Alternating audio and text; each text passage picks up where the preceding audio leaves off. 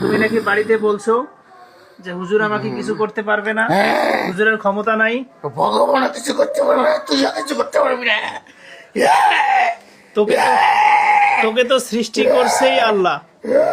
আল্লাহ যদি তোমাকে সৃষ্টি করতে পারে, তোমার মতো জরকশ খবিজ বদমাইশকে যদি আল্লাহ তৈরি করতে পারে, বানাইতে পারে, তা একে শাস্তিও দিতে পারে, মারতেও পারে, সাইজও করতে পারে। সেই ক্ষমতা আল্লাহ রাখেন। এবং আল্লাহ আমাকে যেই ক্ষমতা দান করেছেন সেটার মাধ্যমে এই রোগী অলরেডি অনেকটা সুস্থ হয়ে গেছে। এই যে তুমি এখন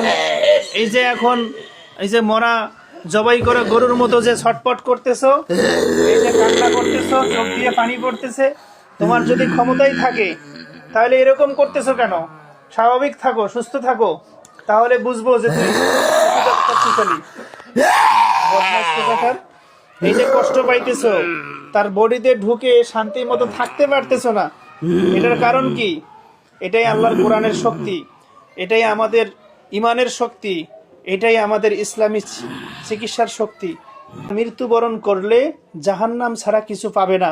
অতএব যে কয়দিন দুনিয়াতে আসে একটু আরাম আয়েশ করে চলুক।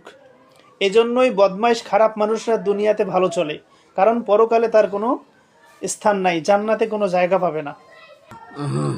এর আগে যতজনকে মেরেছি তারা কি তোমার বংশধর ছিল? আত্মীয় স্বজন ছিল? তাদেরকে যখন মেরেছি তখন তুমি কোথায় ছিলা? আমি ছিলাম ওখানে, কিন্তু আমি মরে নাই। তো বাইরে ছিলা না, লুকায়ে ছিলা? কোথায়? ওর ভিতরে, শরীরের ভিতরে লুকাই ছিলা?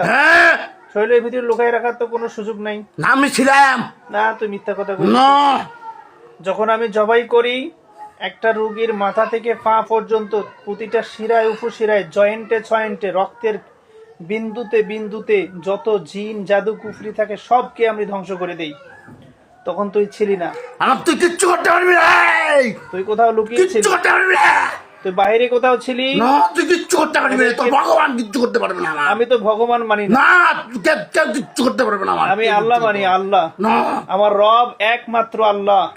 কেউ কিচ্ছু করতে পারবে না। আল্লাহু আহাদ আল্লাহুস সামাদ আমার কেউ কিচ্ছু করতে লাম ইয়ালিদ ওয়া লাম ইউলাদ ওয়া লাম ইয়াকুল লাহু কুফুয়ান আহাদ।